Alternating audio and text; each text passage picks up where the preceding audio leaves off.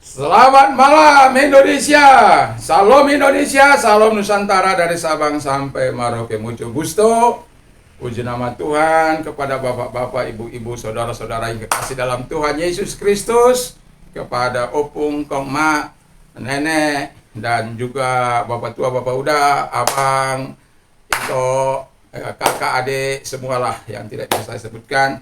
Yesus mengasihi Anda lebih dari segalanya. Saya mengasihi Anda dan Tuhan Yesus memberkati kita semuanya. Puji nama Tuhan. Pada malam hari ini kita akan mendengarkan renungan firman Allah sebelum kita tidur mungkin. Ya, kita perlu mendengarkan sejenak firman Allah supaya dengan firman itu kita disegarkan, ditenteramkan, dan besok pagi kita bangun dengan tubuh yang sehat. Puji nama Tuhan. Firman Allah terdapat di dalam Yakobus 1 ayat 1 sampai 8, tetapi saya tidak bacakan, saya hanya bacakan ayat 2 dan 3 dan 4 ya. Saudara-saudaraku, anggaplah sebagai suatu kebahagiaan apabila kamu jatuh ke dalam berbagai-bagai pencobaan. Sebab kamu tahu bahwa ujian terhadap imanmu itu menghasilkan ketekunan. Dan biarkanlah ketekunan itu memperoleh buah yang matang, supaya kamu menjadi sempurna dan utuh dan tak kekurangan apapun. Puji nama Tuhan. Dari tema kita pada ini, dari pencobaan kepada kemenangan. Ya, kemarin saya bawa dalam lebih daripada pemenang. Sekarang dari pencobaan kepada pemenang. Karena ada banyak pencobaan-pencobaan yang kita alami, persoalan-persoalan yang kita alami, kadangkala membuat orang tidak dalam iman, tidak kuat dalam iman mereka. Tadi pagi saya berkata dalam renungan pagi keluarga, mengatakan begini, bahwa ketika mata rantai putus, maka rantai itu tidak bisa berfungsi. Yang kuat pun tidak bisa berfungsi, karena yang paling lemah itu putus. Demikian dalam satu kehidupan lingkaran iman, ketika salah satu dari lingkaran itu putus, maka kita tidak bisa berdaya apa-apa. Salah satu contoh, kalau kita misalnya mau beriman kuat tapi hidup dalam dosa, itu tidak akan efektif. Atau ketika kita mau beriman kuat tetapi kita tidak mau percaya, itu tidak mungkin. Itu salah satu mata rantai yang putus. Dan itu sebabnya mata rantai itu tidak bisa putus. Dalam keluarga juga tadi saya katakan, mengapa Tuhan memberikan itu kepada kita, mengapa Tuhan mengajar kita mengasihi orang tua, mengasihi kakak, saudara, keluarga, mengasihi orang lain dan semuanya, karena Tuhan punya kepentingan di situ, agar damai sejahtera Allah yang melampaui segala akal akan melihara hati dan pikiran kita. Jadi bagaimana caranya agar kita bisa menang dari percobaan kepada kemenangan? Ya, yang pertama dikatakan Alkitab bahwa ketika ada pencobaan, ya jadikan itu sukacita Anda. Mana bisa? Coba Anda bayangkan ya. Anda bayangkan ini. Kalau si Michael Jordan dulu yang dibayar sampai $70 juta per tahun itu. Kalau dia berkata begini, "Coach, itu tolong lawan-lawan saya itu, jangan menghalangi saya. Masa berapa orang disuruh menghadang saya? Suruh mereka minggir, jangan menghalangi saya, jangan menghalangi langkah-langkah saya." Tentu kalau itu dikatakan Michael Jordan, maka coachnya akan menjawab, karena itulah engkau dibayar mahal. Dengan cara demikian dia semakin efektif, dan dengan itulah dia dengan penghadangan-penghadangan yang dikaper berapa orang itulah dia menjadi lebih hebat. Jadi pencobaan ini sebenarnya atau persoalan yang Anda alami adalah bahan di mana Allah akan melakukan mujizat. Tetapi kadangkala manusia tidak bisa melihat sampai ke situ. Orang-orang percaya tidak bisa melihat seperti itu. Malah mengatakan, mengapa ini terjadi bagi saya? Saya sudah cinta Tuhan, saya sudah berdoa, saya sudah ini, saya sudah itu. Tetapi mengapa itu terjadi bagi saya? Saya mau katakan, karena Tuhan ingin terus melatih Anda supaya iman Anda itu kuat. Yang kedua, bertekunlah dalam doa. Ya, bertekunlah dalam doa. Anda tahu bagaimana pemain bola Messi yang begitu luar biasa dihadang, begitu biasa meliuk-liuk, dan ya pada akhirnya atau Ronaldo yang begitu luar biasa mendapat bayaran yang mahal, ya karena dia punya kelebihan. Coba Anda bayangkan kalau dia tidak mau berlatih, coachnya akan memecat dia ya. Biarpun dia hebat, tapi kalau dia tidak mau berlatih dengan timnya, maka coach apapun atau pemilik klub juga akan memecat dia. Demikian juga kalau kita ketika kita mau menang dari segala percobaan itu, kita harus bertekun di dalam doa kita. Karena dengan doa itu kita berkata, Tuhan tolonglah, aku mengalami ini, tapi aku percaya bahwa Tuhan akan menolong aku.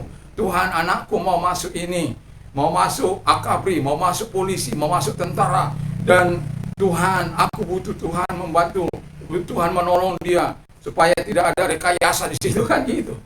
Dan yakinlah, percayalah ketika kita memenuhi syarat-syarat itu bahwa Tuhan akan melakukan yang terbaik bagi kita. Dan tapi terus bertekun dalam doa, bertekun dalam bila perlu berpuasa.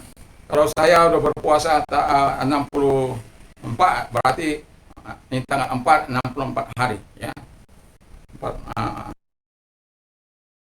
64 hari. Saya sadar ini, walaupun badan saya kalau Anda lihat dari 2 bulan yang lalu ke sekarang ini agak sedikit bukan hanya sedikit, lingkaran pinggang saya itu sampai ada 1, 2, 3, 4 ya, 4 lingkaran, 4 itu sudah berkurang jadi dalam lingkaran pinggang saya. Jadi cukup menguras energi. Tapi yang saya tahu bahwa iman saya semakin kuat, harapan saya malah itu semakin intens terhadap kebenaran-kebenaran firman Allah. Saya bisa melihat, Anda pun bisa melihat melalui Junior Simanjuntak beberapa bagaimana Tuhan buat orang-orang semakin suka terhadap firman Allah, dan saya bersyukur walaupun masih 2 bulan setengah ini, tetapi tetap saya bersyukur pada Tuhan karena saya menyadari ini bukan kekuatan saya tidak bisa menyampaikan firman Allah itu mengubah hidup Anda, tapi saya yakin firman Allah tidak akan pernah. Ketika kita berdoa dan berpuasa, bertekun di dalam Dia, maka akan selalu ada pertolongan bagi orang-orang yang berharap dan bersandar kepada Tuhan. Dan orang-orang yang mengalami pencobaan akan mengalami jalan keluar. Orang-orang yang meminta permohonan akan mengalami pertolongan. Orang-orang yang susah akan dihiburkan. Orang-orang yang masalah akan dilepaskan dari masalah mereka. Karena kesempatan Allah untuk melakukan mujizat bagi mereka. Kesempatan Allah melalui persoalan itu membuat kuasanya bisa bekerja secara efektif. Karena Tuhan menguji kita, mencobai kita melebihi kekuatan kita. Tapi justru saat kita mengalami pencobaan, Dia memberikan way out, solusi bagi kita, bagaimana cara mengatasinya. Makanya firman Allah, segala perkara dapat kutanggung dalam Dia yang memberikan kekuatan kepadaku. Jadi segala perkara dapat kutanggung dalam Dia, tidak mempersalahkan siapa-siapa. Jadi yang ketiga adalah tetap fokus pada Tuhan Yesus. Saya pernah melakukan uji coba di mana saya beberapa itu saya bawa ke rumah, lalu saya taruh di piring, lalu kemudian ada beberapa itu menjadi kupu-kupu. Tetapi ada satu yang saya pas lihat itu dia sedang berupaya melepaskan diri dari itu, lalu saya bantu dia melepaskannya. Tahu apa yang terjadi? Yang lain bisa terbang, yang saya bantu itu justru tidak bisa berbuat apa-apa. Tidak bisa, akhirnya dia mati. Yang mau saya katakan adalah ketika kita tetap fokus kepada Tuhan, sama seperti persoalan itu, kita terus saja bergerak di situ. Bergerak, anggap itu sebagai sukacita.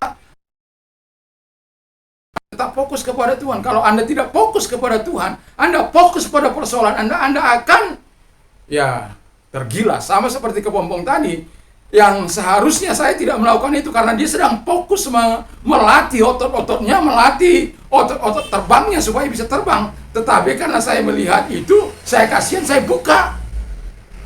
Dan pada akhirnya dia tidak berdaya.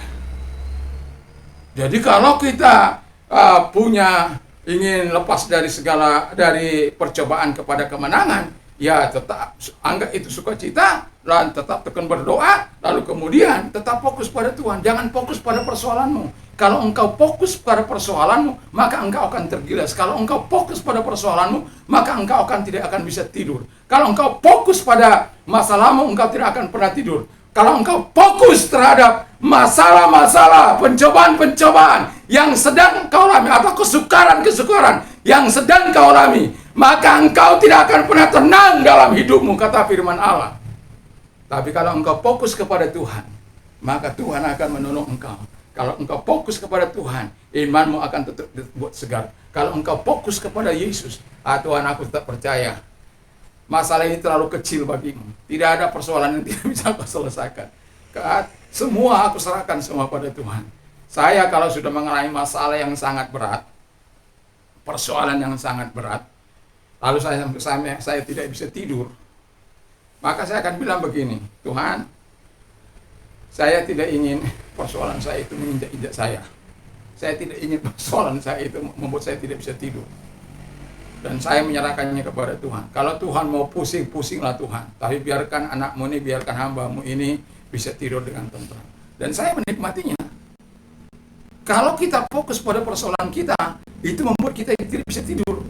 Malah masalah semakin besar, semakin runyam. Tapi kalau kita fokus kepada Tuhan, kita melihat besarnya Allah, melihat besarnya Tuhan, sama seperti Daud, tidak melihat besarnya Goliat yang begitu luar biasa itu, tetapi dia melihat pada Tuhan. Maka dia katakan kepada Goliat, engkau mendatangi aku dengan tombak dan lembing, tapi Allah Israel yang engkau tantang itu. Maka dihancurkan itu dengan pengalih-alih sekali saja pas di dahinya. Puji nama Tuhan. Jadi kalau orang fokus pada Tuhan, dia cakap menanggungi persoalannya. Dan dari situlah dia akan mengalami kemenangan. Dari percobaan, dari persoalan, diubah menjadi sebuah kemenangan yang gilang gemilang. Sehingga kita memberikan pujian hormat kepada Tuhan, kesaksian yang baik kepada Tuhan, dan kita berkata, sungguh Tuhan itu hidup. Puji nama Tuhan, saya tidak akan panjang lebarkan. Mari kita tunduk kepala dan kita berdoa. Puji nama Tuhan. Berkati firman-Mu, berkati kami semuanya, berkati para pemirsa, berkati sidang jemaat Tuhan.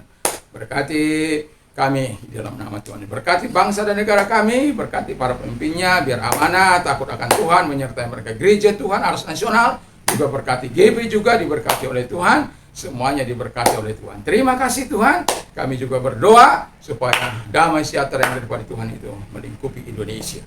Dan kami mau berdoa, saya mau berdoa bagi Anda yang mau menerima Yesus sebagai Tuhan dan Juru Selamat. Anda mendengar, Anda datang, mari hingga malam ini Anda mengalami perjumpaan dengan Tuhan, dan Tuhan akan menyatakan kebaikan-kebaikan selanjutnya kepada Anda.